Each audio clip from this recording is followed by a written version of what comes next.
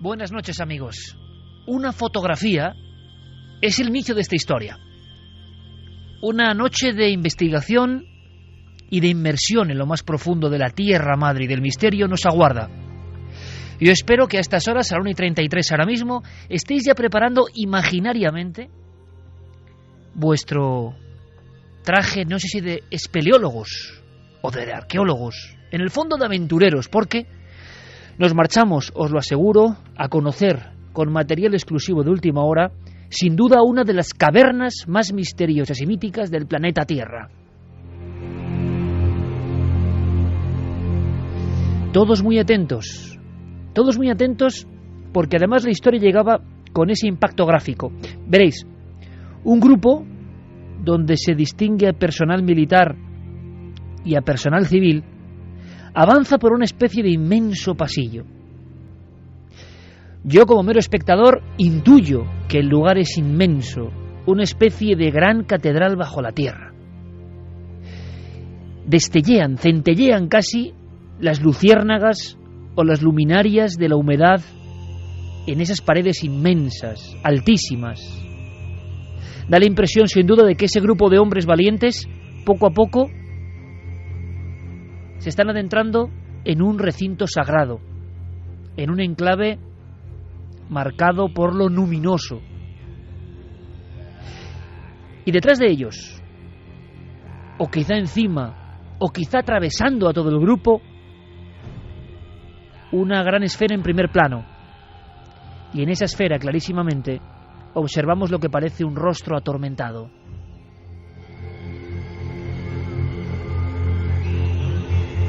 ¿Cómo definir el rostro?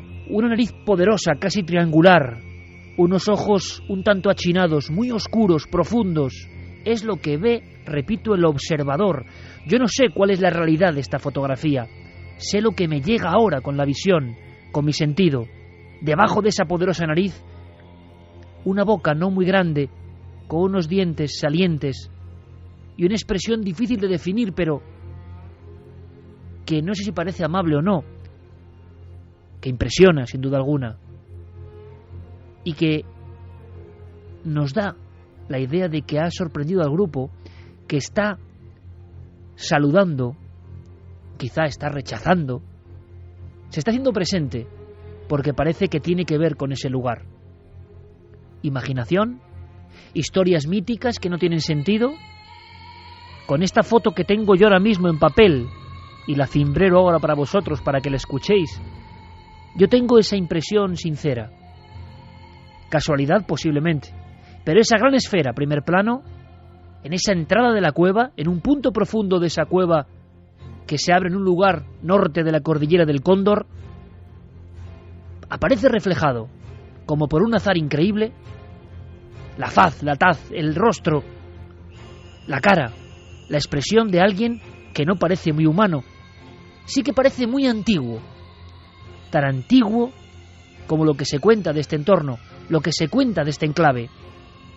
Estamos, repito, en una de las cumbres, aunque sea una hondonada subterránea, del misterio, sobre todo en América. Pero un misterio que llegó a todo el mundo, envuelto de extrañas confesiones, actas notariales y la sensación de que alguien en 1969, prácticamente en el mismo instante en que el hombre llegaba a la luna, había encontrado algo excepcional. Un individuo de apellido Moritz, de origen húngaro, parece que descubre en la zona de Morona, Santiago, estamos hablando del Ecuador, una especie de red subterránea de gigantescos túneles. Afirma este hombre que parecen tallados por manos humanas, trabajados a conciencia. Dice también algo sensacional, algo objetivamente increíble, que junto a esas paredes inmensas ha encontrado unas tablillas con extrañas inscripciones, con no menos extraordinarios dibujos. Y la sensación que tiene este hombre, este explorador, que casi por accidente ha encontrado esta cueva, es que allí está el legado de una humanidad desaparecida.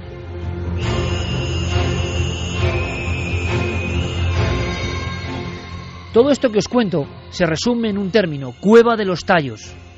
¿Cuántas veces hemos hablado de la Cueva de los Tallos? ¿Cuántas veces hemos cogido el libro de Erich von Däniken, que tengo aquí en las manos, publicado en 1974, en el mes de septiembre, y hemos recibido el mismo escalofrío? Erich von Däniken decía: se trata, en mi opinión, así empezaba su libro, de la historia más increíble, la más inverosímil del siglo. Añadía: me parecería una historia de ciencia ficción si no lo hubiese visto y fotografiado yo mismo. Y después se adjuntaba un acta notarial, histórica, polémica, me imagino, una especie de icono para los que amamos el misterio, que aseguraba lo siguiente: Juan Moritz, ciudadano argentino, nacido en Hungría, pasaporte número 4361689, etc., en la región oriental, provincia de Verona, Santiago, dentro de los límites de la República del Ecuador, he descubierto, decía, varios objetos de gran valor cultural e histórico para la humanidad. Los objetos consisten especialmente en láminas metálicas. Contienen, probablemente, el resumen de la historia de una civilización extinguida, de la cual no teníamos hasta la fecha el menor indicio. Añadía: los objetos se encuentran diseminados en distintas cuevas y son de la más variada naturaleza. Se habló, y seguro que muchos amigos del misterio lo saben, de una especie de biblioteca de oro. Incluso se mencionó la palabra oro. Por eso von Däniken vendió millones de ejemplares con un libro polémico donde los haya, bestseller en su época, El oro de los dioses. ¿Pero era verdad? Sabemos, para dar más datos, que Neil Armstrong, el primer hombre que pisó la Luna, hizo un segundo viaje al misterio, que le marcó tanto, quizá como el objetivo hacia nuestro satélite. Ese viaje era la Cueva de los Tallos, 1976. ¿Qué hacía Armstrong en este lugar tan lleno de leyenda y con tan poca ciencia aparentemente? Hoy sabemos que equipos de arqueólogos ecuatorianos, acompañados de militares, encontraron en los años 70 piezas, efectivamente, pero no eran láminas de oro con un lenguaje perdido. Y a día de hoy, ¿qué podemos ofrecer nosotros? ¿Por qué os invitamos a una expedición? Porque acaba de efectuarse una auténtica aventura multidisciplinar entre arqueólogos, psicólogos, militares, especialistas en lingüística. Una expedición a lo más hondo de la Cueva de los Tallos. Muchos dirán: ¡por fin! Veréis, qué mejor ilustración que esa fotografía, que seguramente puede ser una anécdota más o no de una expedición asombrosa que queremos contaros con todo el detalle, que una voz, la voz de David Romero, que es uno de los compañeros de Teleamazonas que estaba en ese grupo de auténticos privilegiados, que se han metido en la oscuridad, que han atravesado el umbral, que han subido a unos 800 metros sobre el nivel del mar para luego descender 87 metros en caída libre y meterse en la más profunda de las oscuridades de la Tierra.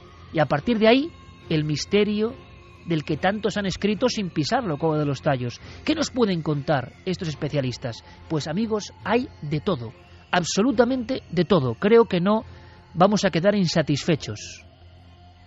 Un pequeño testimonio. Durante 3 días estuvieron ahí. Preparación de 3 meses. Y preparación no solo física, sino psicológica, casi de 1 año. Guiados por expertos militares. ¿Qué buscaban? ¿Qué encontraron? David Romero nos recordaba un instante de esa expedición que ya considero prácticamente como uno de los hitos en la historia de la arqueología y la expedición en América. Hubo un día en el que logramos recorrer 3 kilómetros al interior de la caverna, 3 kilómetros, y entonces llegamos hasta un punto en donde empezamos a grabar, a filmar algunas imágenes, y se produjo un ruido realmente tenebroso, por así decirlo, ¿no? Un ruido importante que nos puso a todos muy nerviosos, ¿no? Entonces cada quien empezó a tener su teoría, ¿no? Los Ibias, que son unos indígenas amazónicos con entrenamiento militar, hacían alusión a que a que ese ruido pudo haber sido provocado por su dios Arutam, y entonces que nosotros habíamos llegado hasta un punto en donde su dios no se lo permitía, ¿no?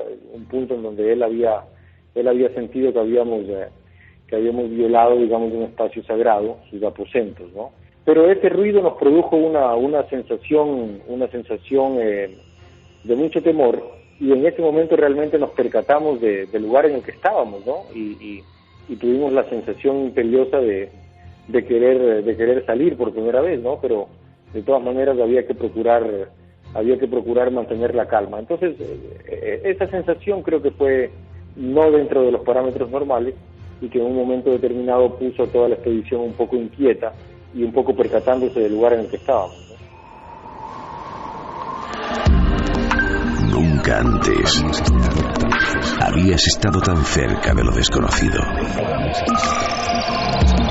Milenio 3, Cadena Ser.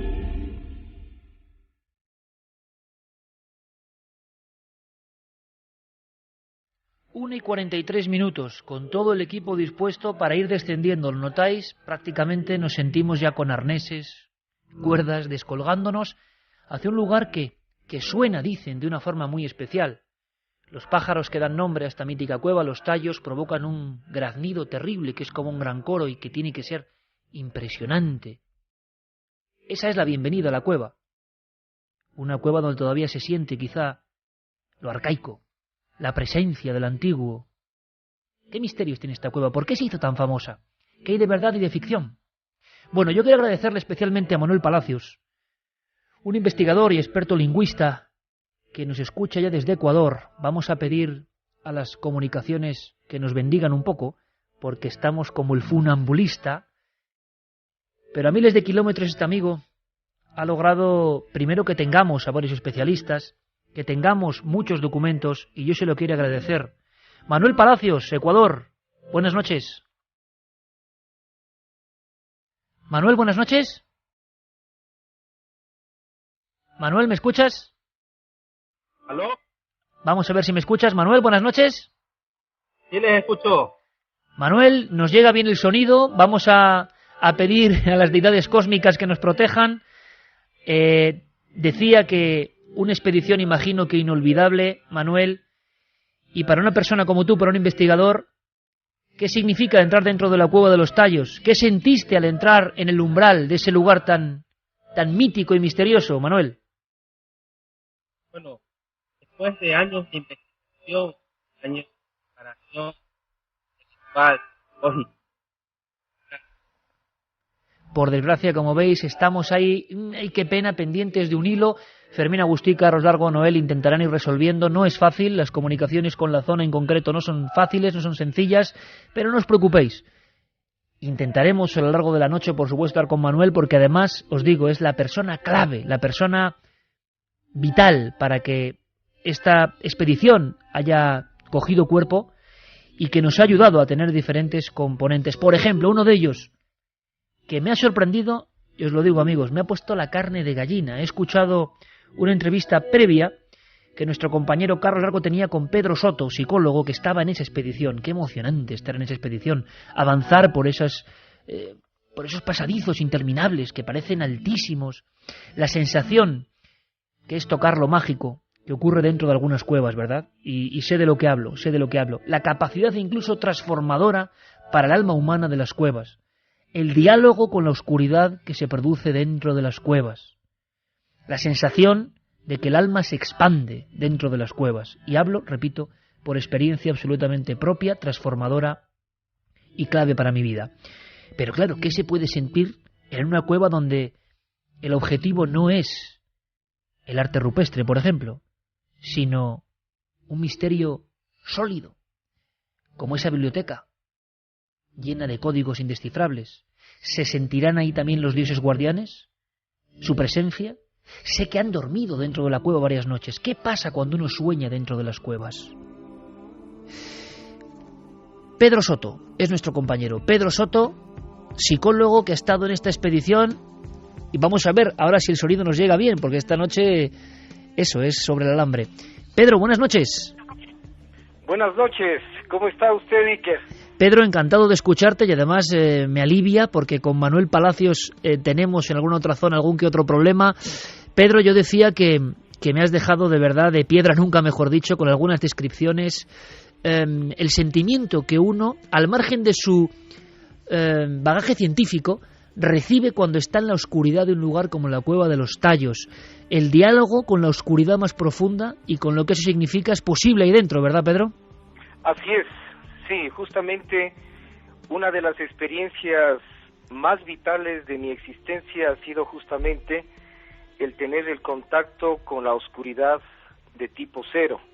Más allá de la ceguedad biológica, creo que hay una ceguedad también de tipo cortical, racional, donde el mundo se vuelve un mundo de poesías, pero no son unas poesías de tipo dramático ni trágico, sino más bien una experiencia entiológica, es decir, más vital para uno. Yo creo que, Pedro, que incluso dentro de las cuevas, bueno, todos los grandes personajes de la historia, o algunos, han sufrido transformaciones brutales, el mundo cambia, y vamos a hablar de lo que habéis podido percibir, y además me gusta mucho que con tu faceta de psicólogo nos des una visión que va más allá, incluso de lo ortodoxo, de lo que se puede tocar. ¿Qué siente el alma humana dentro de un lugar tan envuelto de leyendas y donde incluso parece que gráficamente estas leyendas dejan su marca? Vamos a hablar de todo eso, Pedro, y te lo agradezco un montón que nos hagas también de guía en esta expedición. Por supuesto, esta noche, 1:49, a pesar de todas las dificultades, esto es como una expedición, esto es como bajar a la cueva, pero en la radio, a pesar de todas las dificultades, vamos a intentar tener todas las piezas del puzzle. Santiago Camacho, compañero, buenas noches. Buenas noches, Iker. Por cierto, la Cueva de los Tallos vendió millones de ejemplares de Däniken, se convirtió en la fiebre del oro en la búsqueda de esas piezas, y también hay conspiración. En toda esta historia también hay conspiración, porque, aunque sea muy breve, Santi, para que todos nuestros amigos tengan la idea completa, dicen que están esas tablillas, dicen, luego resolveremos, en diferentes bancos e instituciones que realmente físicamente se encontraron. Al menos parte de ellas, porque efectivamente hay un tesoro que custodiaba un hombre muy notable, un hombre extraordinario del que haremos una semblanza biográfica más tarde, el padre Crespi, un hombre que si no estuviera conectado con el misterio también tendría una biografía de por sí notable.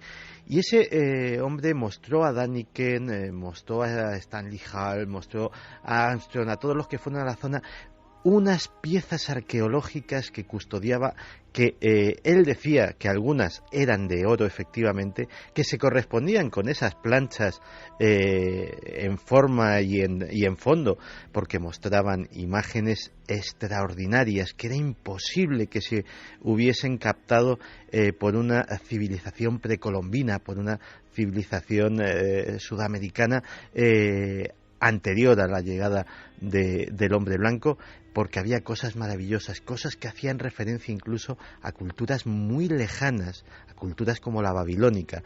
Imagínate. ¿Dónde están esas piezas? Según cuentan los teóricos, y luego resolveremos, objetivamente, la leyenda o la verdad, ¿dónde dice que están esas piezas físicamente y en qué bancos? Estarían, según las diferentes teorías, algunas de conspiración y otras más fundadas, en el Banco Nacional de Ecuador, en las bóvedas del Banco Nacional de Ecuador habría una parte del tesoro. La Iglesia todavía custodiaría, incluso en el Vaticano, alguna parte también de ese tesoro arqueológico, y luego se habló de robos, de expolios por parte de cazatesoros que habrían puesto al mejor postor parte también de esas piezas.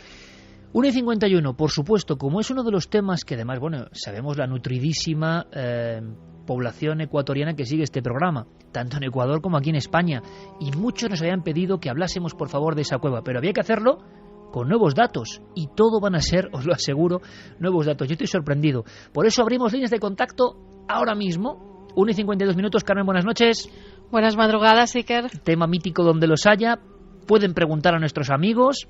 Yo creo que es una oportunidad única de preguntar a personas que prácticamente tienen el vaho de la oscuridad de la Cueva de los Tallos todavía impregnado en la ropa, que acaban de venir, que acaban de llegar, que han vivido cosas, que han filmado cosas. Y abrimos líneas de contacto rápidamente y abrimos nuestra encuesta, por supuesto.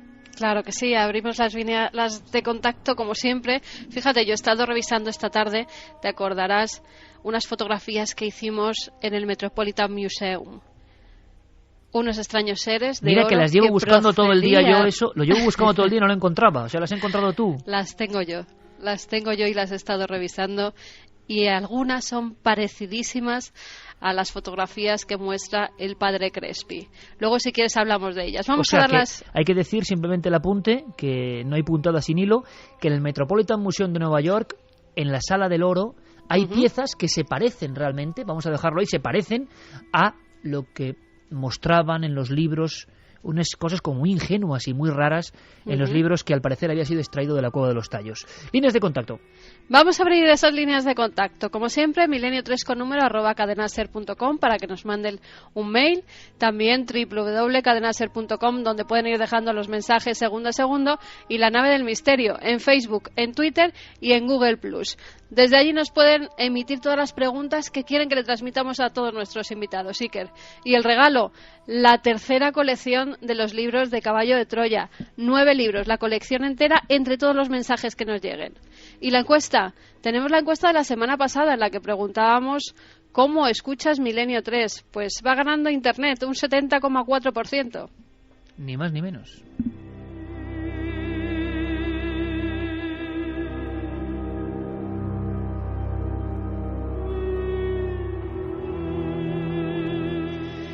A ver si ahora tenemos suerte. Manuel Palacios, buenas noches, amigo de nuevo. Buenas noches, Iker. Manuel, gracias por recibirnos, gracias por todo tu esfuerzo. Creo que, todo es gracias a tu labor que estemos contando este programa hoy. Yo creo que no mentía Manuel al hablar con emoción, pero con impacto, de esa fotografía que es la primera que tú nos mandas, donde parece que es que una cara os saluda. Yo no sé si fue el primer día de la entrada a la cueva, es el segundo día, cuéntanos, es alguna zona muy profunda, pero es que yo veo una cara como de guerrero, te lo aseguro, clarísima. Bueno, eso fue justamente en la vía a lo que se conoce como el anfiteatro, a lo que los ingleses en el año 76 denominaron el anfiteatro. Fue durante el segundo día de expedición. Entonces nosotros avanzábamos muchas veces hacia una zona donde estaba una cascada en búsqueda de agua. Entonces, intuitivamente íbamos tomando fotos para tener un registro de todos los lugares de los que íbamos avanzando. Entonces, realmente tuvimos un archivo de aproximadamente 500 fotografías. Cuando terminamos la expedición, me dediqué a una por una irlas revisando. Entonces me iba topando con estas cosas, con estos eventos, que no podría calificarlo simplemente como bruma, como un defecto de lente, porque no es el único. ¿Y cuál es tu impresión, Manuel? Cuando ves esta concreta, que es la que nos envías, de un rostro muy esférico, nariz muy poderosa, muy prominente, ojos achinados, una especie de boca y sobre todo, te lo digo amigo, la expresión que tiene, que bueno, es un concepto subjetivo, ¿no? Pero la expresión que tiene encima sobre un grupo de expedicionarios es alucinante. Imagino que te quedaste de piedra, ¿no? Por supuesto, y una cosa que no se han dado cuenta es que justamente en el área del entrecejo hay un punto de luz. ¿Sí? Y me gustaría que lo vean detenidamente, ¿no? Que lo analicen detenidamente, porque ese punto de luz tiene una forma de lo que podría calificarse como un hada, y eso fue lo que justamente me hizo investigar y mandar a analizar la fotografía. Una fotografía como una especie de insecto, ¿sí? Pero con manos y forma antropomórfica, ¿no? Totalmente de acuerdo, totalmente de acuerdo. Te traslado la pregunta que le hemos hecho a Pedro Soto, el psicólogo, y luego con vosotros dos tendremos la oportunidad de vagar por dentro de esa cueva, de verla con vuestros ojos. Pero ¿cuál es la primera impresión, Manuel, cuando uno entra en la Cueva de los Tallos?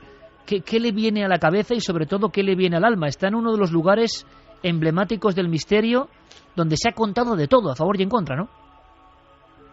Bueno, la experiencia personal fue...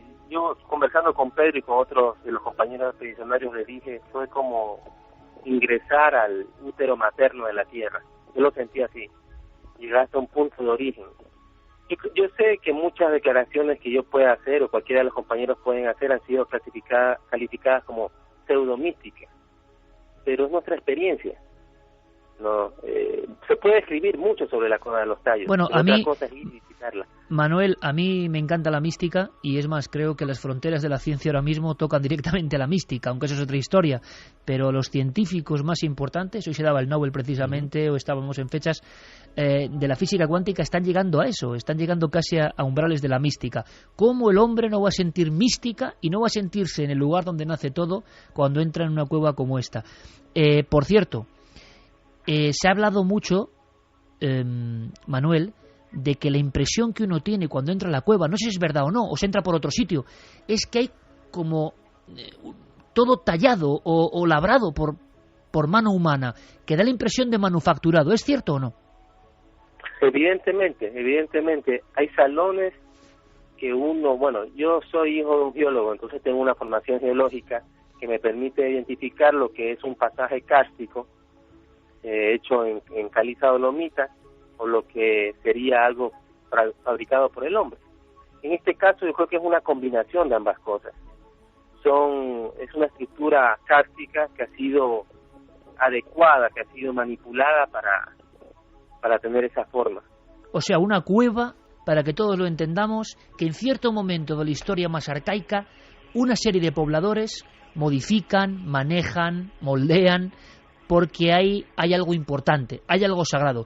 Pues Manuel Palacios y Pedro Soto van a ser, junto con David Romero, al que hemos grabado diferentes declaraciones, nuestra triada de expertos, de amigos, y no sabéis cómo os lo agradezco. Estamos en el umbral de la cueva, estamos a punto de entrar en la cueva, estamos en la cueva que atrajo al primer hombre que pisó la luna porque buscaba un secreto ahí. ¿Qué secreto buscaba el señor Armstrong por los mismos pasillos por los que aparece esta cara? Por los mismos pasillos inmensos donde se ha hablado del inicio de una cultura desconocida que nos dejó su legado. Pedro, Manuel, muy atentos, por favor, porque vamos a disfrutar con todos vosotros. Vamos a continuar vagando por la Cueva de los Tallos con todos sus secretos. ¿Qué ha sido de esas planchas? ¿Dónde están? ¿Qué decían?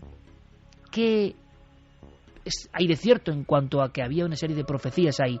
¿Ficción, verdad? Bueno, de momento, como siempre, a las 2 de la madrugada, nuestras noticias del misterio. Boletín, donde contamos todo lo que casi nadie cuenta, son muchas cosas, y después seguimos. Objetivo, la verdad de la Cueva de los Tallos. Comenzamos nuestro repaso de la semana con el hallazgo de un planeta que puede albergar vida. Se trata de Kepler 22b. Tiene una temperatura de unos 22 grados centígrados y dobla al tamaño de la Tierra. Por el momento es el planeta más parecido al nuestro. Sin embargo, aún no saben si está formado en su mayoría por rocas, gas o líquido. El SETI ya se ha puesto manos a la obra y todos sus telescopios apuntan hacia el nuevo planeta para intentar encontrar una señal extraterrestre. William Borucki, científico de la misión Kepler de la NASA, habla sobre el descubrimiento. Hoy tenemos el privilegio de anunciar el hallazgo del primer planeta por la misión Kepler en una zona habitable muy cerca de una estrella, como una distancia un 15% más cerca que la existente entre la Tierra y el Sol. La temperatura de esta estrella es un poco más baja, como de unos 20 o 22 grados, pero es bastante similar a la de nuestro planeta. No está muy lejano, pero tampoco muy cercano.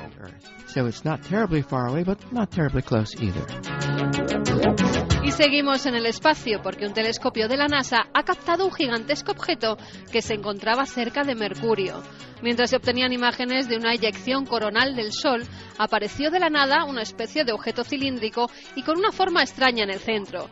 Los científicos de la NASA insisten en que el objeto es en realidad la imagen de Mercurio del día anterior y esto es el resultado de la forma en que las imágenes son procesadas. Pero los internautas ya hablan de una nave extraterrestre.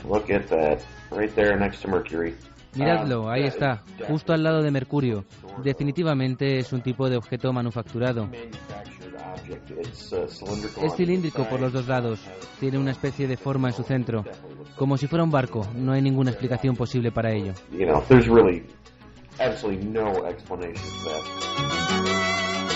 Del espacio al mar, porque es allí donde vivió el mayor depredador marino hace 500 millones de años. Ahora, en la isla del Canguro, Australia, se han descubierto los fósiles de los Anomalocaris, un invertebrado de 1 metro de largo con cuerpo blando, 2 garras frontales y una boca circular con dientes afilados.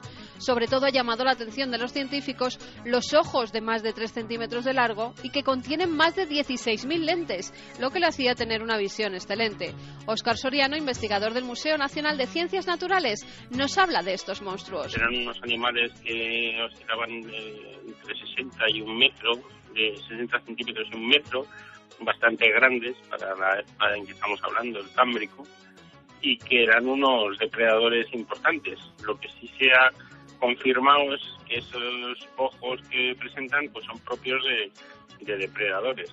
Claro que necesitan una vista pues muy especial. Es una de las características de muchos depredadores, ¿no? Tener una vista muy desarrollada. Y en Inglaterra se ha hecho un hallazgo insólito. Han descubierto la casa de una de las brujas de Pendle. Es una vivienda del siglo XVII en cuyo muro se había emparedado un gato para proteger a los habitantes de los malos espíritus. En 1612 varias mujeres fueron acusadas de infanticidio, canibalismo, realizar brebajes y llevar a cabo rituales. Tras el juicio, 9 mujeres fueron ahorcadas por matar a 10 personas mediante la hechicería. Por último, viajamos hasta Jerusalén, donde hace una semana se descubrían unas misteriosas tallas en piedra que datan de hace más de 2.800 años. Se trata de 3 grandes Vs excavadas en el suelo de un complejo de habitaciones de la conocida como Ciudad de David. Junto a ellas no se halló ningún otro elemento que ofreciera alguna pista sobre su propósito, y los arqueólogos aseguran que esas marcas son muy extrañas y que nunca habían visto nada igual. Los especialistas creen que esas Vs pudieron haber servido de base para algún tipo de estructura de madera o quizá desempeñando una función ritual. Nos habla de ello Javier Alonso, historiador y biblista. El excavador que las ha encontrado ha colgado las fotos en Facebook y ha pedido a todo el que esté interesado en cuestiones arqueológicas que propongan soluciones sobre en qué consisten o para qué servían estas incisiones. Yo lo que creo es que sirven para encajar maderas. Es la forma de encajar madera en una construcción de piedra en la antigüedad. El problema es que si colocas unas maderas ahí, pues te salen como tres triángulos de madera alzados, pero tampoco se sabe para qué. La semana que viene, muchos más enigmas aquí, en Noticias del Misterio. En busca de ese encuentro quizá con la esencia del propio hombre. ¿Por qué en el interior de la Tierra se producen esos fenómenos? ¿Por qué con cierta sensibilidad somos capaces de conectar con algo? ¿Qué es ese algo? ¿Está ahí desde siempre? Desde luego que lo que impresionó a nivel objetivo a medio mundo en el año 74 es el hallazgo de una cueva que parecía modificada. Se hablaba de túneles que se hundían en el abismo de la Tierra durante miles de kilómetros, a lo largo de miles de kilómetros, que atravesaban todo Ecuador y todo Perú. Y cuando hemos viajado por esas tierras, hemos visto que esa leyenda está ahí, firmemente asentada, que hay una especie de autopista radial interior donde los antiguos protegieron cosas.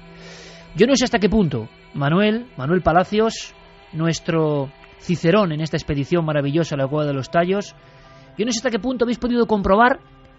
Vamos primero, si os parece, con lo objetivo de esa cueva y luego vamos a lo intangible de esa cueva, a las dos caras. Pero, ¿cómo es de larga o qué se puede saber, hasta dónde se puede llegar en la famosa Cueva de los Tallos, Manuel? Bueno, nosotros recorrimos el tramo recorrido por los ingleses, que fue alrededor de 5 kilómetros y un poco más, porque se recorrieron otras galerías. Entonces, difícil es determinar cuántos kilómetros. Yo calculo que 6 kilómetros. Pero no, total. Claro, no esa idea general o ese mito, esa exageración de que surgen como raíces otras cuevas de la principal y se van perdiendo, pues prácticamente decían que por debajo de toda la selva. ¿Eso puede ser una exageración? No, no es una exageración. En el salón principal, donde el salón más grande, que tiene aproximadamente 300 metros de alto, entonces en ese salón, en niveles superiores, hay cuevas. Se nos invitó a explorar alguna de ellas, no tuvimos el tiempo suficiente, no tuvimos el equipo suficiente, pero habían ramificaciones para otros lados que en algún momento tienen que explorarse, en algún momento tienen que revelarse hacia dónde llevan. O sea, que me quieres decir, Manuel, que a día de hoy, 2011, como pasa en tantas partes del mundo, la Cueva de los Tallos se ha explorado mínimamente. ¿Y cómo es, si podemos describirla como si fuese una fotografía o un cuadro para tantos miles de amigos que nos escuchan? ¿Cómo podemos dibujar esa cueva, Pedro Soto, psicólogo? Sí. ¿Cuál es la imagen que uno le viene cuando llega, cuando toca suelo, cuando cae en esa bajada de 87 metros, que es peligrosísima. Yo no sé si la negrura no impide la visión o si realmente se puede atisbar algo y se puede comprobar la grandeza de esa cueva.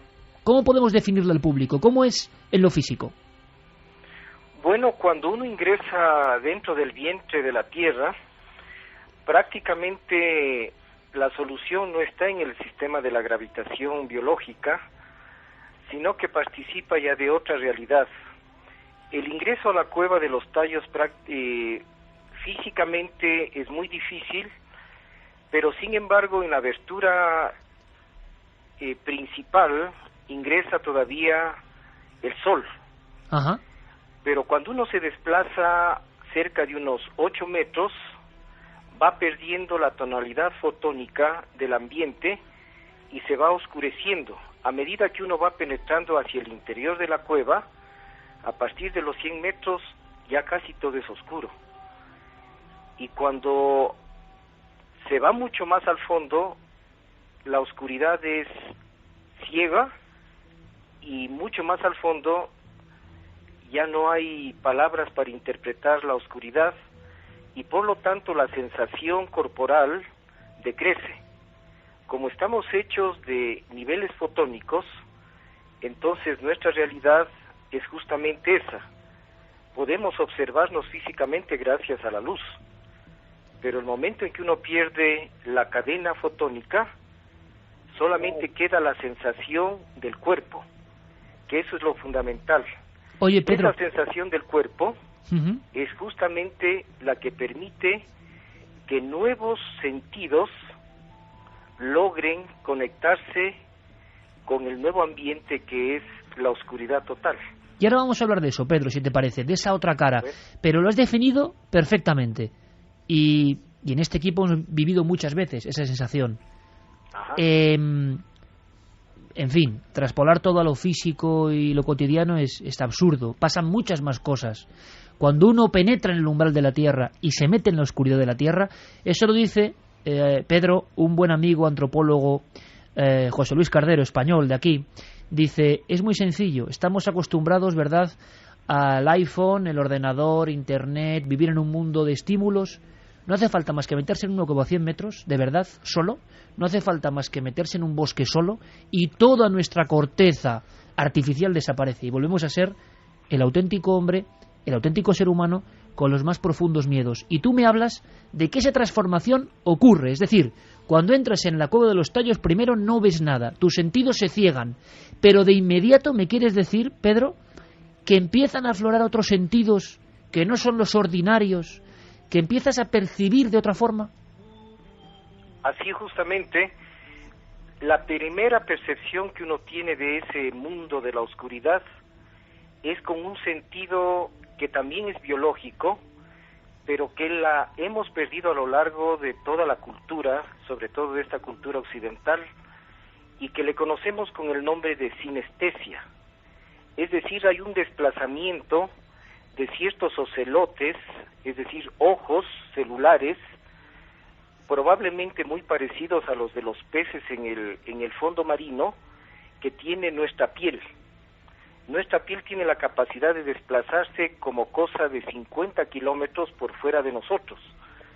Entonces llega un momento dado en que uno empieza a percibir, por medio de ese tacto, que no es netamente de las manos, sino de todo el cuerpo, empieza a percibir el otro lado del mundo, esa oscuridad completa.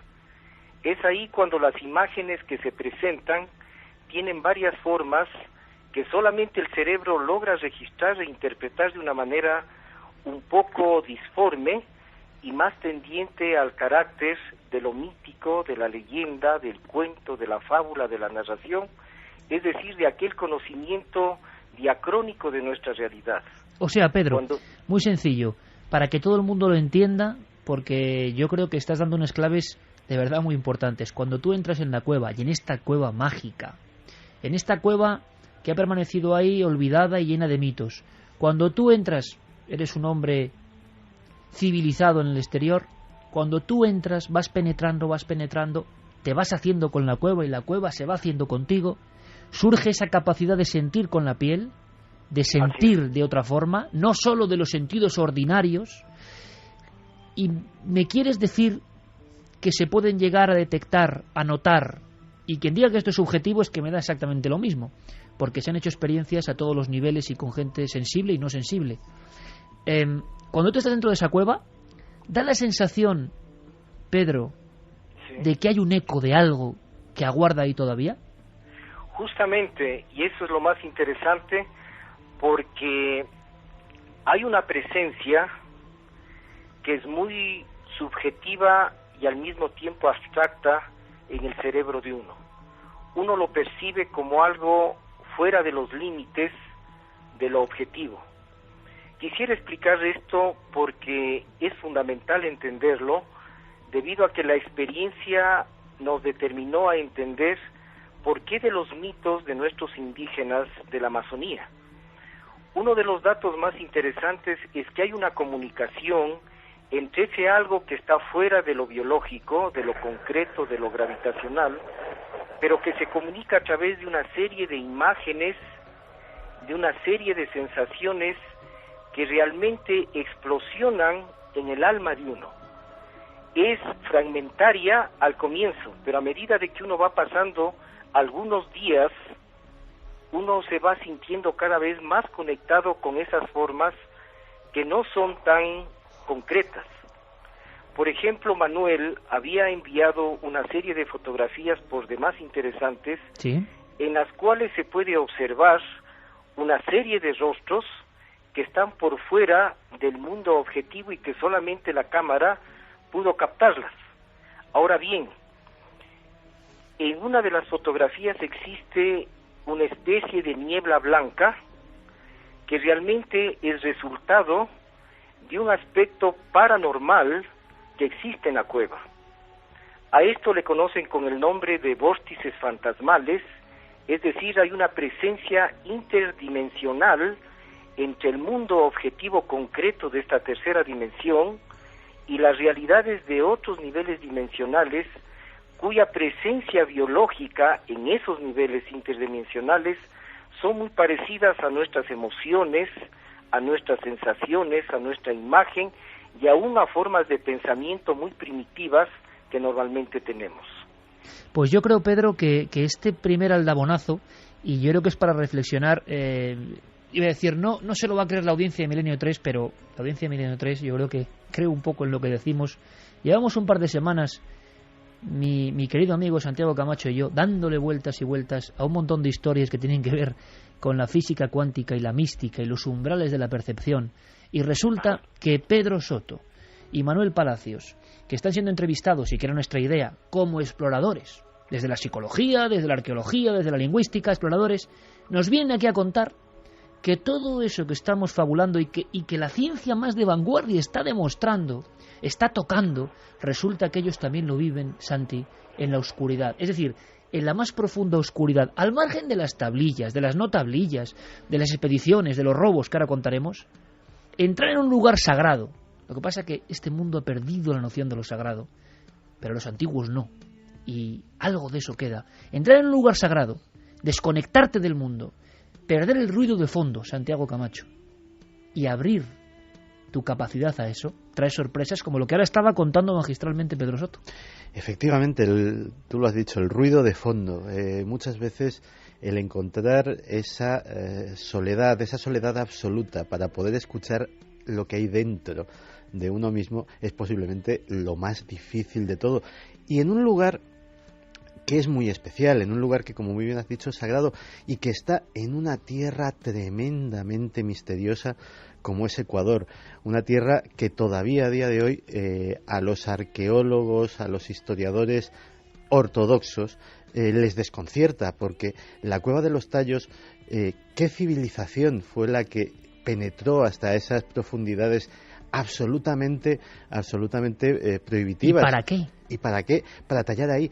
Pero es que en 1984 en otra región, en La Maná, en Ecuador, se encuentra por accidente un grupo de buscadores de oro, encuentra también en otra cueva, más pequeña en este caso, encuentra también una serie de casi 300 piezas, unos octógonos de piedra con unas espirales, con unas figuras geométricas, con mandalas realmente grabados dentro, que también desconciertan a todo el mundo. ¡Qué misterio!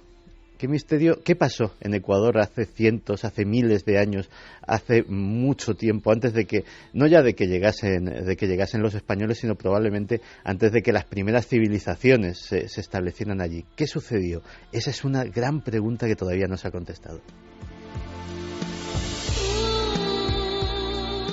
Nuestra expedición continúa, va vagando por esos pasillos e iremos intercalando, amigos, la doble cara de la propia realidad, ¿no? La física y la no física. Manuel Palacios, amigo, por supuesto que muchos ya están preguntando en estas vías de contacto por si encontrasteis, es la evidencia, es lo lógico, es lo que se ha contado tantas veces, algún resorte físico, algún recuerdo. Luego volveremos con estos seres o sensaciones o presencias. ¿Había alguna pista para intuir que lo que contó Moritz en su día, el descubridor, en el año 69, lo que reprodujo von Däniken, lo que dio la vuelta al mundo, esa biblioteca perdida, estuvo ahí alguna vez? ¿Había algún rastro objetivo, Manuel? Bueno, tengo que dar una premisa aquí para el programa Iker, y que fue justamente la confirmación de algo que Moritz dijo en la Casa de la Cultura luego de la expedición del 69, que dijo que había encontrado restos de grabados en piedra con escritura rúnica magiar. Entonces, analizando las fotos que se fueron recibidas, las fotos que se tomaron, me encontré con que una de las galerías que mis compañeros expedicionarios saben que estaba tapada. Entonces, en la parte superior de esa galería habían símbolos que en su momento no los vimos por lo que define como la oscuridad absoluta. Sin embargo, la fotografía ayudó a rescatar los símbolos que hay en la parte superior de la cueva, símbolos que, debido a mi faceta de lingüista y epigrafista, o sea, investigo las escrituras en soportes rígidos, y mis estudios de símbolos comparados en diferentes culturas me ha permitido relacionarlas no solo con la escritura Robasirás Magyar, sino con la escritura sumeria. Pero la escritura sumeria... ¿Aló? Vamos a ver, Manuel. Esto merece casi una pausa. Vamos a ver. Me estás contando, Manuel Palacios, y yo he puesto una cara que pongo muchas veces en el programa de televisión y la gente dice, ¿por qué pones esas caras? Digo, es que yo soy así, me dejo llevar, menos mal. Me estás contando, amigo, que en la Cueva de los Tallos, sin que vosotros llegaseis a percibir in situ en uno de esos pasadizos, y luego por la magia de lo que es el flash y la cámara fotográfica aparecen signos, y que tú como epigrafista los relaciones con antiquísimas civilizaciones. Estás hablando de civilizaciones del Oriente de hace 4.000, 5.000 años. Por supuesto, pero no olvidemos una cosa, Iker. Cuando se habla de sumerios siempre lo localizamos en un área X en Medio Oriente, ¿no? Por lo general, pero en la América ancestral, en la América precolombina, existía un pueblo denominado Sumir, o Shumir, o llamado también Cañari, que eran los que Moritz decían que eran los sumerios originales que luego, después de 11.000 años, habían viajado para fundar pueblos y que en el futuro regresaron nuevamente a América. Y por eso hay estas piezas tan raras como las que mencionaba el colega, de las piedras de la Maná, hay piezas como las de la colección Crespi, que tienen escritura relacionada al sumerio, que tienen vestimentas relacionadas a los partos, relacionadas a celtas, etcétera, etcétera, etcétera. Es decir, ¿Y cómo son? Yo imagino, es difícil, Manuel, de explicar, me imagino, de describir, pero en una de las paredes, tu cámara descubre esos signos. Son muchos signos, son muy gráficos, son parecidos a signos, a letras más o menos rústicas o arcaicas. ¿Hay algún tipo de grafía o de dibujo más? ¿Cómo podrías casi describirnos ese hallazgo, que desde luego es sorprendente? Mira, es en la parte superior, como quien dice, indicando algo evidentemente que indica algo que está más allá de esa galería pequeña, aproximadamente de 1 metro de diámetro, que está cerrada, está sellada con material que no corresponde a la cueva, es material como cascajo, material de relleno con el que se ha tapado esa galería. Entonces, en la parte superior, como si fuera un rótulo, hay 2 hileras de símbolos que he podido identificar. Son símbolos geométricos, ¿no? Símbolos geométricos muy parecidos a las runas, pero enlazados entre sí, es decir, no son indicativos de escritura fonética ni escritura silábica. La no repetición de los símbolos nos sugiere que sea una escritura ideográfica, y justamente en esa referencia lo he relacionado con el sumerio ideográfico.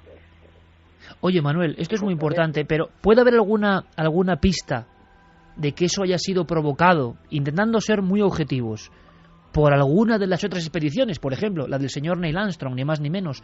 Que alguien haya... Hombre, en las expediciones que ha habido, metiéndose ahí con el ejército, nos cuesta creer que alguien se ponga a hacer grafías en la pared, pero, en fin, puede haber esa posibilidad, porque si no el hallazgo es increíble, ¿no? Todo es posible, y que todo es posible. Por eso lo que yo quisiera es proponer públicamente es realizar otra expedición, otra fase de la expedición, más profunda, avanzar un poco más, tener la facilidad que no tuvimos con los amigos del Amazonas de tener el video en bruto del interior de la cueva con buena iluminación. Imagínate si yo he logrado eso con fotos, imagínate lo que puedo lograr con el video en bruto con buena iluminación del interior de la cueva. Hombre, ojalá pudiéramos estar en esa expedición. Mucha solidaridad entre los compañeros, y sobre todo lo que requerimos es continuar con el trabajo. Esto fue simplemente un paso. Eso es solo un dato. Y Manuel, importante lo que dices, algunas partes de estas cuevas de los tallos, porque son muchas, fueron taponadas en cierto momento de la historia, quién sabe si por esos mismos pobladores, pero como ocurrió en muchas cavernas mágicas de la prehistoria, que algunas de ellas fueron selladas por los propios habitantes en Nió, incluso en la propia Altamira, en los lugares sagrados de verdad, en los lugares epicentro del misterio antiguo. Llega un momento en la historia, que es uno de los grandes misterios de la historia, pero como nadie habla de esto, que los propios habitantes abandonan la cueva y la sellan, con un mensaje para el futuro. Esto, yo no sé, Santi, me parece muy bombazo, pero con todas las reservas habrá que investigarlo, y ojalá Manuel nos pueda proporcionar más datos. Vamos a hacer una cosa, Manuel, Pedro, hay mucha gente, muchos amigos de toda España y de toda América, os lo aseguro, preguntando, sugiriendo, haciendo comentarios. Carmen. Pues sí, que hay muchísimos mensajes, muchísimas preguntas. Por ejemplo, Adrián Robles nos decía: buenas madrugadas, me parece increíble que puedan existir lugares como el que estáis describiendo con tanto detalle, que parece más de ficción que realidad. Mi pregunta es sencilla: ¿cómo es posible que con los adelantos tecnológicos que se tienen en la actualidad no se haya realizado una investigación y estudio en profundidad?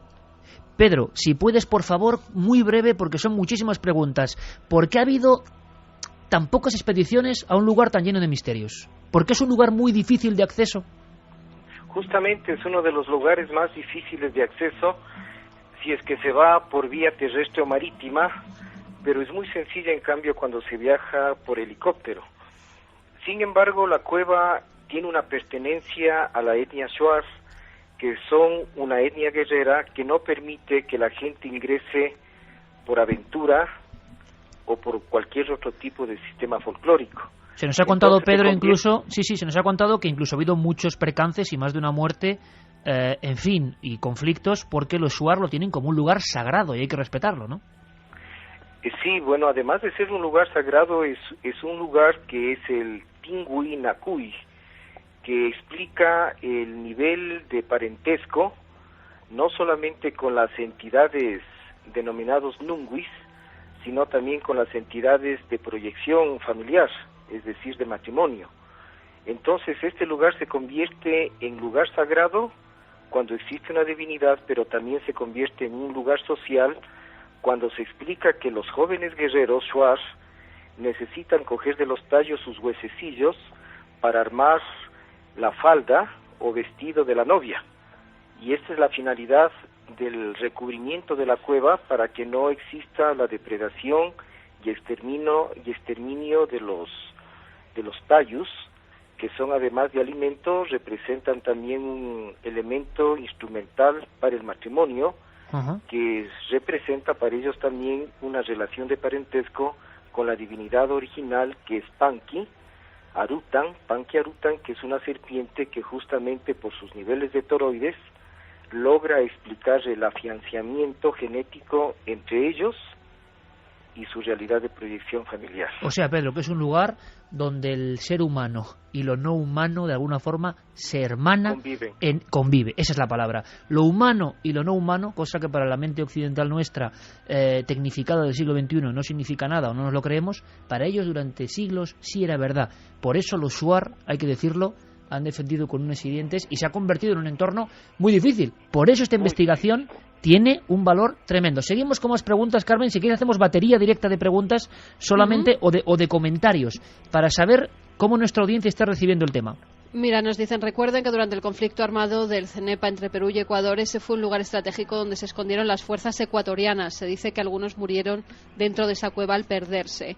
Marc nos decía que el tema de las cuevas, como el que tocamos hoy, es siempre muy interesante. Es espeleólogo y ha tenido la oportunidad de estar en sitios vírgenes donde éramos los primeros que accedíamos. Esta sensación es inexplicable y aún lo es más cuando se encuentran lugares sorprendentes. Y además los hay. Le gustaría que un día habláramos de cuevas y exploración en España. Andrea Díaz de Palencia dice, muy interesante el tema de hoy. ¿Cómo son esas mandalas encontradas en la cueva? ¿Qué formas tienen? Ana María nos decía, buenas noches a todos, es curioso lo que ha comentado Pedro sobre la oscuridad en la cueva. Me recuerda a eso que llaman privación sensorial. Al quedarse a oscuras, en silencio, solo somos conscientes de nuestra propia mente. Tiene que ser una experiencia muy interesante para quienes tengan la suerte de poder vivirla. Hicisteis un programa sobre una cueva en España, sobre aquel hombre que pasó un tiempo prolongado dentro, pero lo de esta noche es impactante. Habéis conseguido que tenga ganas de irme a una cueva a experimentar con relajación. Bueno, Guadalupe, pues es una buena forma, y en España tenemos algunas de las cuevas más sorprendentes del Paleolítico, mágicas donde las haya. Guadalupe Ulloa decía que es ecuatoriana, que le interesa saber dónde están las tablas de la Cueva de los Tallos que se llevaron los ingleses. Si esos objetos fueron encontrados en el territorio de mi país, pertenecen al patrimonio cultural del Ecuador. Patri desde Ibiza, buenas madrugadas milenarios. Me imagino que tiene que ser una sensación única el estar en un lugar tan especial, tan poco transitado. Si los lugares mantienen su esencia, este debe ser mágico. Pues muy interesante eso, mantiene su esencia y parece que está muy presente. Continuamos ahora con más mensajes porque una persona de Ecuador decía, los ingleses, puede ser leyenda o puede ser verdad, ahora nos contarán nuestros amigos, se llevaron esas piezas, ¿será verdad o no? Vamos a empezar un poco esa búsqueda de lo concreto, de esas piezas, de ese tesoro antiguo, de estas etnias antiquísimas que tenían un lugar muy sagrado. David Moreno, uno de los integrantes de esta expedición, que estamos detallando gracias a Pedro Soto y a Manuel Palacios, y se lo agradecemos, además que nos revelen y que revelen al mundo también, cosas que han visto solo ellos. Atención, él habla de otra expedición, años 70, de investigadores ecuatorianos, y que efectivamente se encuentran algunas piezas. Yo creo que si hay aspectos relevantes de la caverna, fueron los hallazgos que hizo un grupo de arqueólogos ecuatorianos tiempo atrás, y luego esas piezas, estos arqueólogos encontraron piezas al interior de la caverna, como figuras hechas en piedra, ¿no? Algunas figuras hechas de también trabajos artísticos, artesanales, digamos, ¿no? También collares, pulseras. Entonces encontraron una serie de objetos al interior de la caverna, y esas piezas, esos objetos se los envió a Alemania, me parece que la Universidad de Colonia, y en la Universidad de Colonia se hicieron pruebas de carbono 14, y esas pruebas de carbono 14 revelaron que esas piezas tenían 1500 años de antigüedad.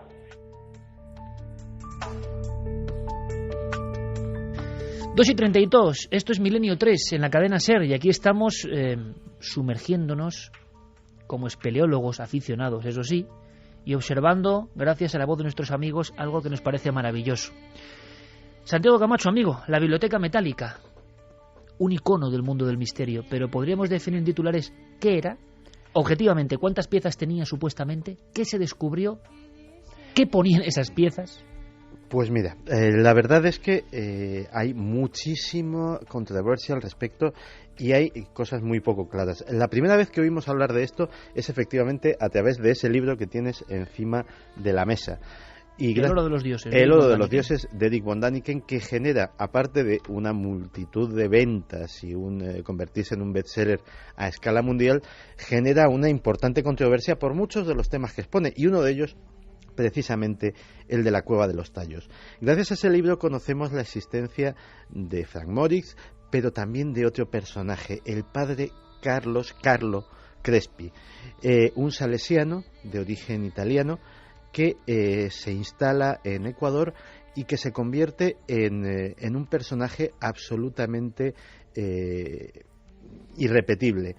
Era cineasta, era humanista, era antropólogo, era una persona que dejó una huella imborrable con multitud de obras de servicio público, hasta el punto de que en la ciudad de Cuenca tiene un monumento que no tiene nada que ver con su implicación con el tema de la Cueva de los Tallos, sino un monumento por el grato recuerdo y la huella imborrable que dejó entre sus habitantes. Y llegó a ser director del Museo del Oro. Llegó a ser director del Museo del Oro de Cuenca, que en los años 60 hubo un incendio y desapareció, ¿no? Esa cualidad de haber sido director del Museo del Oro ya nos indica que era una persona que entre sus muchos intereses y sus muchos talentos estaba saber reconocer una pieza de oro, evidentemente, cuando la veía, y saber reconocer una pieza arqueológica también cuando la veía.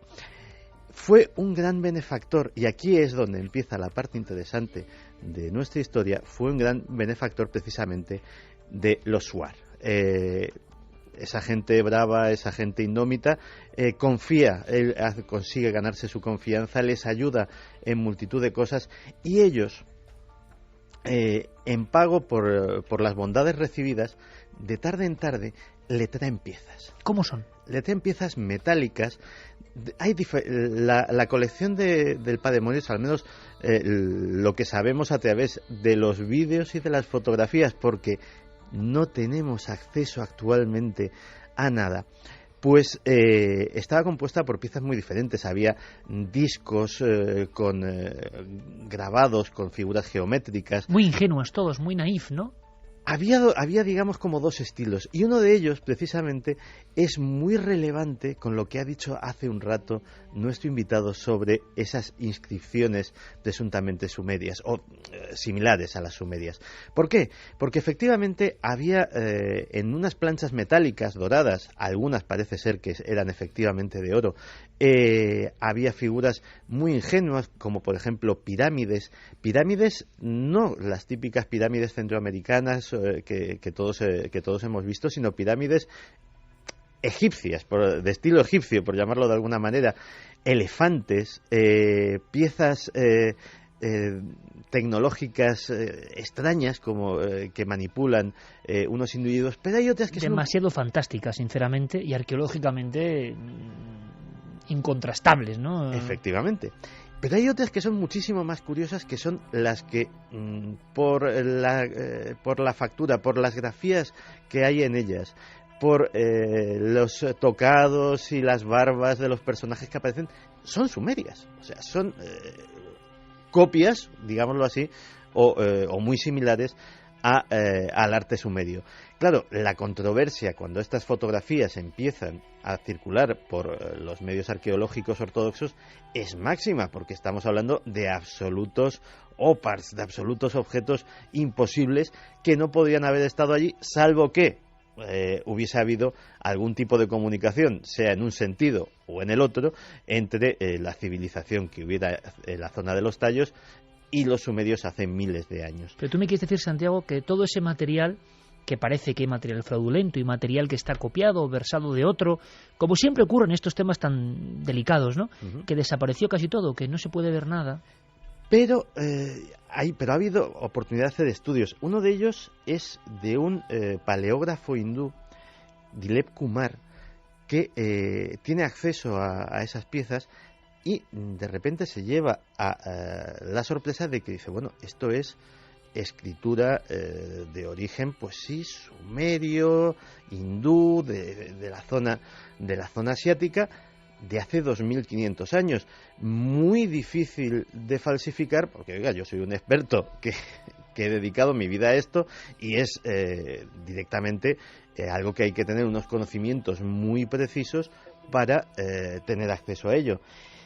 Y cuando muere el padre Crespi, efectivamente las piezas dejan de estar en ese museo que estaba en el patio de la iglesia de María Auxiliadora de Cuenca. Y empiezan a surgir todo tipo de teorías. Parece ser que efectivamente hay una serie de robos que, favoreciendo la desaparición del padre Crespi, pues algunos indeseables cazadores de tesoros andados por coleccionistas se consiguen hacer con algunas piezas. El gobierno de Ecuador parece ser también que custodia otra serie de ellas, pero también empiezan a surgir rumores de que en vida del padre Crespi llegan funcionarios de Roma, llegan funcionarios del Vaticano que no solamente tienen acceso a ellas, sino que le solicitan por orden expresa o con autorización del Santo Padre que algunas de esas piezas sean trasladadas a los archivos vaticanos de forma discreta. Y bueno, ese es el gran misterio que rodea la colección Crespi, que salvo efectivamente la parte que custodia todavía el gobierno ecuatoriano, el resto pues se ha quedado en el más absoluto de los misterios. Manuel, y a un especialista como tú sobre el terreno que ha estado allí, ¿a qué le suena todo esto? Esas piezas que custodiaba el padre Crespi, que le daban estos corajudos indígenas de la zona de la cueva, ¿tiene algún sentido todo esto? ¿Es una gran falsificación, como se ha dicho, una especie como de fantasía del propio padre Crespi?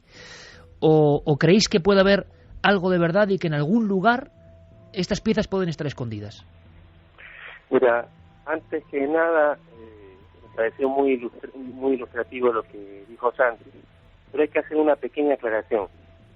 La historia oficial nos habla que a comienzos de los años 60, el padre Crespi abrió en la parroquia de la Auxiliadora de Cuenca un museo con piezas arqueológicas que había recibido de los indios Shuaras en Morona, Santiago, en señal de amistad.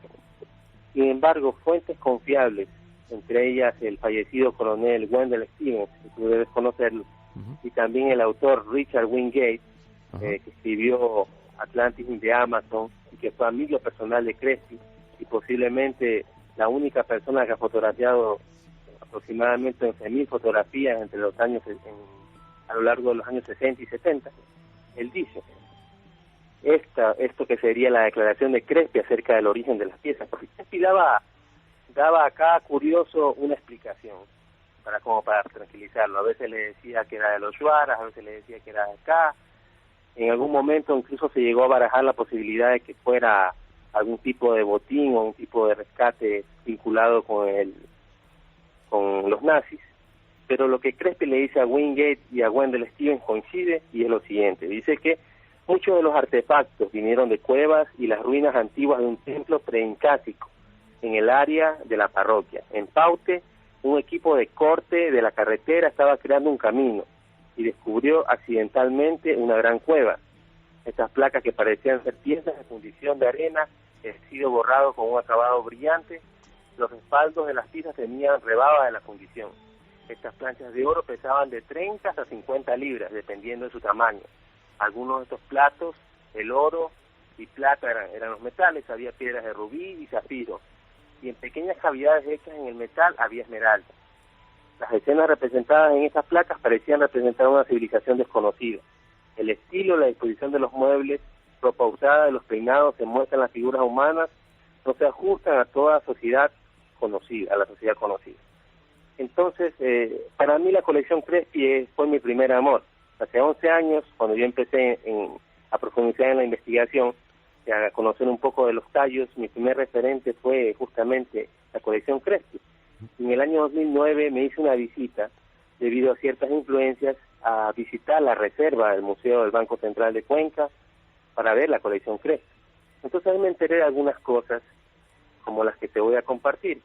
Entre ellas, este documento que dice que el día de hoy, 9 de julio de 1980, con la entrega de un cheque por la cantidad de 10.677.210 sucres, el gerente de la sucursal en Cuenca del Banco Central del Ecuador, doctor Alejandro Vintimilla Borrero, entregó a las manos del padre Félix Soria, rector de la Casa Salesiana en esta ciudad, culmina el proceso de negociación después de varias conversaciones entre la comunidad salesiana con el personal máximo del Banco Central de Quito, llegando a feliz término.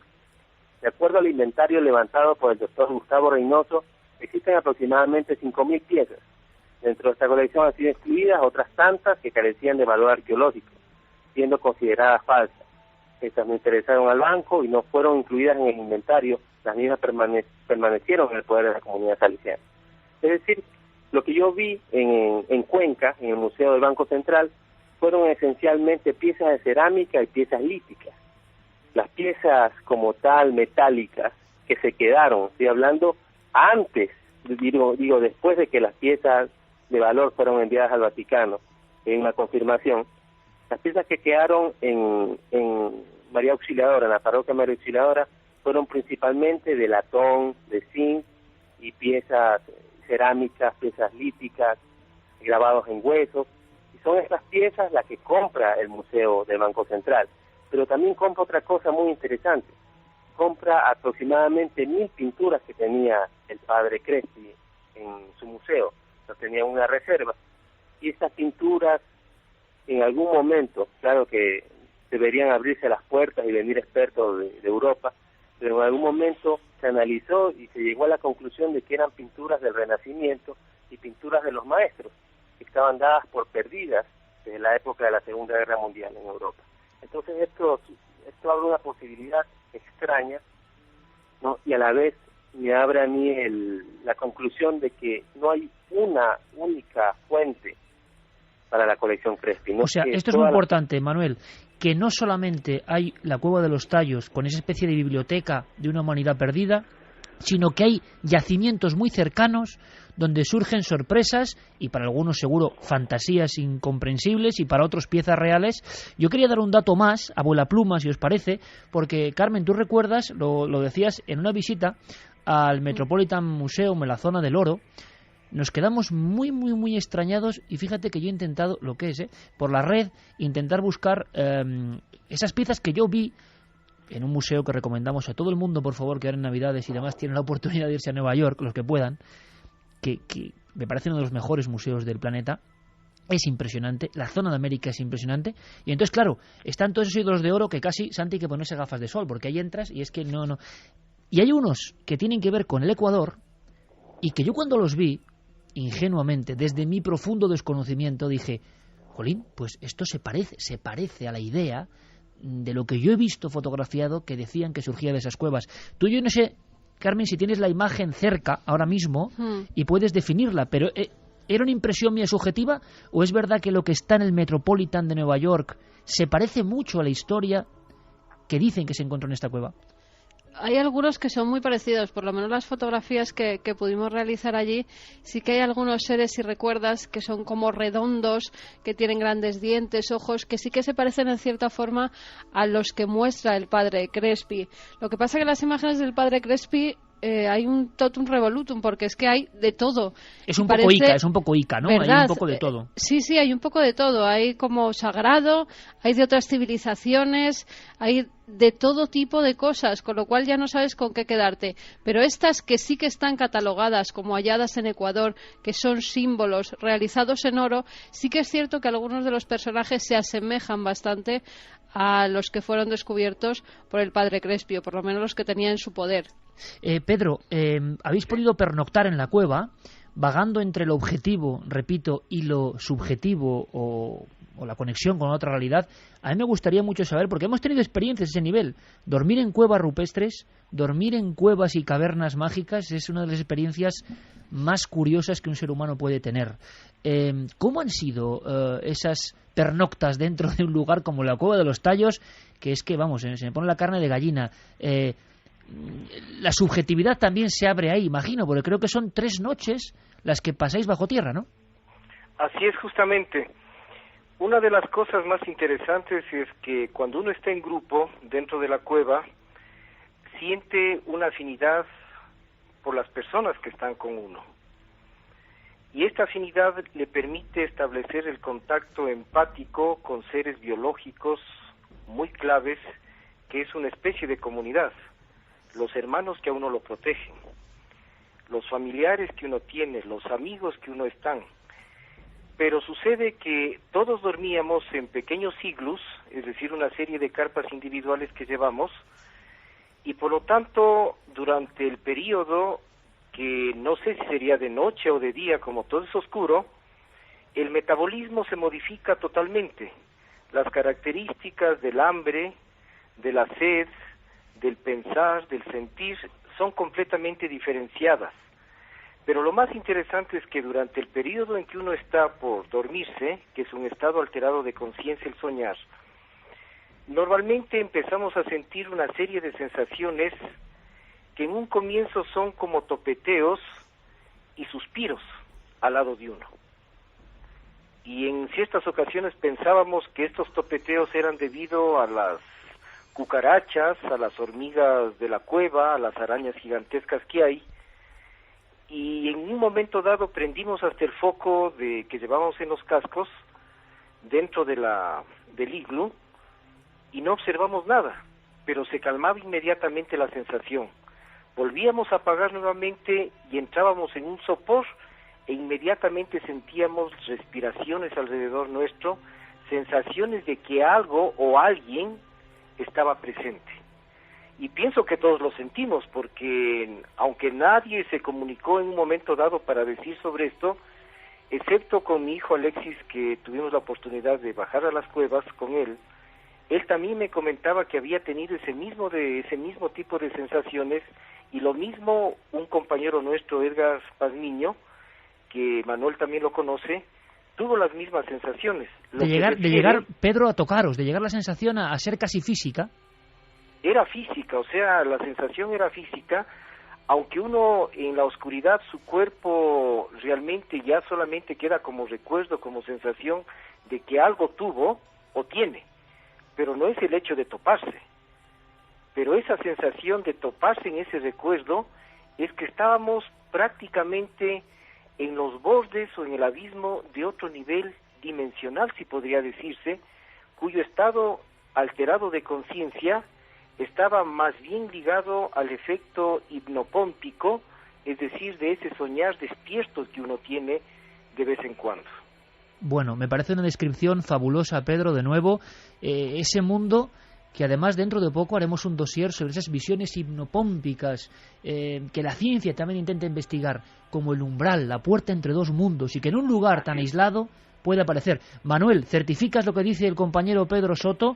Creo que los sueños fueron muy intensos, pero yo os pregunto, y te pregunto, Manuel, ¿llegasteis a sentir en algún momento inquietud? Porque aparte de esta sensación de que os tocaban, de que respiraban a vuestro lado, aparte de todo eso, nos contaba David Romero, lo hemos escuchado al inicio del programa, que hubo un momento en que hubo una especie de bramido que los indígenas tomaban como por la exhalación del propio Dios, que no quería que estuvieseis ahí. ¿Sentisteis angustia en algún momento? ¿Se produce eso o todo lo contrario? Bueno, realmente cuando nosotros llegamos al lugar donde se producen los sonidos, estábamos un poco repartidos. Justamente, como Pedro recordará, unos minutos antes nosotros nos habíamos quitado la ropa y nos habíamos bañado en la cascada que se denomina la cascada de la Ruta, o del espíritu que vigila o que protege o que da conocimiento o que da fuerza. ¿Hay cascadas dentro de la cueva? ¿Hay cascadas, Manuel, dentro de la cueva? Claro, cascadas, agua riquísima, pura. Uno siente cómo se vivifica, se nutrifica con esa agua. Entonces, luego de tomar ese baño refrescante, nos acercamos donde estaba el grupo, y fue en ese momento en que nos pareció un poco extraño. Pedro podrá certificar que no llegamos, por así decirlo, a sentir miedo, pavor. Escuchamos un sonido orgánico como de un... Yo lo que escuché, y lo que puedo certificar que escuché, fue un sonido más bien como de algo, como un motor, así como... Pero algo que lo sentí orgánico. Y lo que me llama la atención es cuando salió el documental desde el Amazonas, el especial desde el Amazonas, justamente el sonido registrado no corresponde a lo que yo percibí. sino es un sonido más bien como de pequeños insectos, un sonido, se podría decir hasta New Age, ¿no? Un sonido así astral, un sonido de meditación, etcétera. Entonces no corresponde a lo que yo escuché, Pedro, quería preguntarte simplemente si alguno de los miembros de la expedición, y yo pido disculpas, la comunicación sobre todo con Manuel vía telefónica no es lo mejor del mundo, el sonido no nos llega muy bien y es un poco pena porque el material nos parece increíble, ¿no? Y os lo agradecemos muchísimo que estéis ahí tan pendientes desde Ecuador en vivo, los dos. Pedro, ¿llega a haber alguna visión en algún momento? Hemos visto las fotografías que alumbran en esa oscuridad y descubren tanto los signos como la cara, los seres, pero y las sensaciones vuestras que tenéis, pero en algún momento en estas grandísimas galerías, algunas de ellas que parecen puestas a bloque, mano a mano, aunque la versión oficial del ejército, según parece, es que son caprichos de la propia naturaleza, pero vosotros, algún miembro de la expedición, ¿llega a ir a más en esas sensaciones? ¿Llega a haber algo dentro de esa cueva? Bueno, prácticamente creo que casi todos tuvimos la experiencia de una sensación visual en términos de una sombra que brota dentro de la cueva.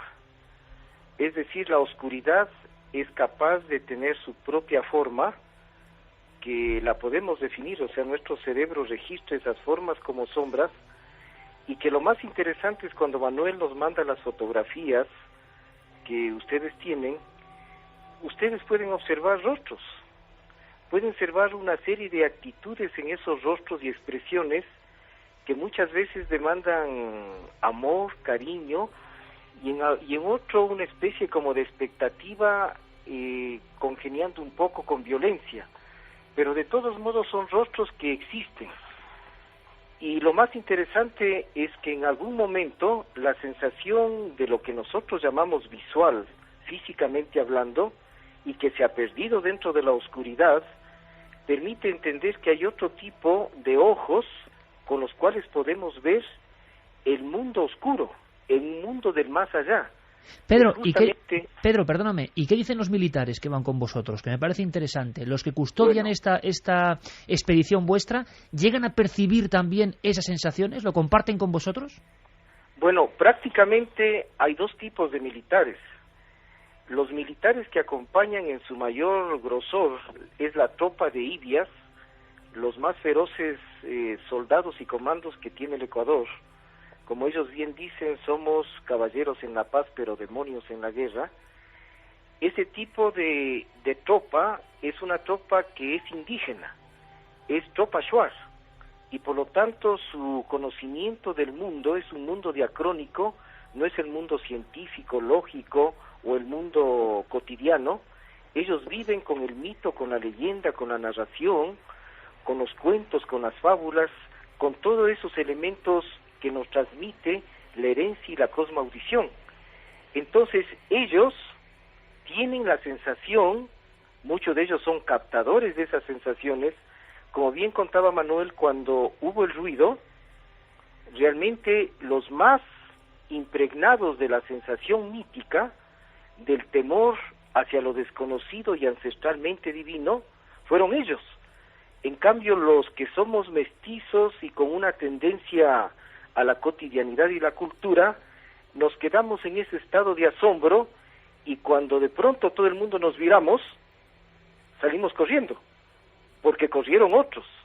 Entonces la sensación empezó a ser transmitida, y por lo tanto la imaginación de lo que estaba fue la expresión que ellos mismos dijeron, es Panqui, es decir, es la serpiente creadora, que no está de acuerdo con el Arutan Idiá, que es el ser extraordinario de la cueva, el espíritu de la cueva, no estaba de acuerdo que estemos nosotros. Aunque previamente, días anteriores, habíamos asumido como parte de la protección para ingresar en las cuevas, el chamán, es decir, un Ibianchi del sector, nos dio a todos el Mushugmina, es decir, la bebida sagrada, a través de una limpia, para que ingresemos en la cueva y volvamos nuevamente con vida. Pedro, porque hubieron asteroides dentro de la cueva. Qué bonita, por lo tanto, qué bonita descripción, Pedro, te digo porque es que no tenemos prácticamente tiempo para más, por desgracia, y mira que lo lamentamos porque la historia es maravillosa, pero nos quedamos con esa escena de los militares fieros, como has dicho, los militares del Ecuador, los cuerpos de élite, que son los primeros que sienten lo ancestral, y como vosotros, podríamos decir contaminados, educados como nosotros, en otra cultura de lo científico, lo sentís de diferente forma. Yo os propongo una cosa, amigos. Os propongo, por supuesto, que sigamos en contacto. Yo no sé, y os pido, por favor, sé que es muy difícil, un sí o un no. Pero un sí o un no porque nos marchamos ya. ¿Creéis, amigos, los dos, Pedro Soto, psicólogo, y Manuel Palacios, lingüista y epigrafista de esta expedición a la Cueva de los Tallos, que en la Cueva de los Tallos hubo una cultura anterior a todo lo conocido? ¿Qué pensáis? Manuel. Evidentemente, pensar que no sería negar una posibilidad que está ahí. Pedro, ¿tú qué dices? Yo personalmente creo que sí hubo, porque el vestigio de osamentas en la Casa del Espíritu, que es las Ayapambas, es decir, los cementerios, acreditan que hubo ceremonias a los muertos. Y si se encontraron vasijas y elementos de subsistencia, de hecho que habitaron seres, tomando en consideración que la historia de mi país, de Ecuador, en la parte muy ancestral nos habla de los mutatatas, los primeros seres que viven en los tucuros, es decir, en las cuevas. Pedro, con eso nos quedamos, no tenemos tiempo para más. Os lo agradezco de corazón, de verdad, y solo os digo una cosa, esta es una primera aproximación. Quiero contar con vosotros para seguir contando cosas de la Cueva de los Tallos. Un abrazo de todos los amigos de España y de todos los ecuatorianos que habrán seguido muy atentos a esta investigación. Pedro y Manuel, muchísimas gracias, amigos. Continuamos aquí en Milenio 3.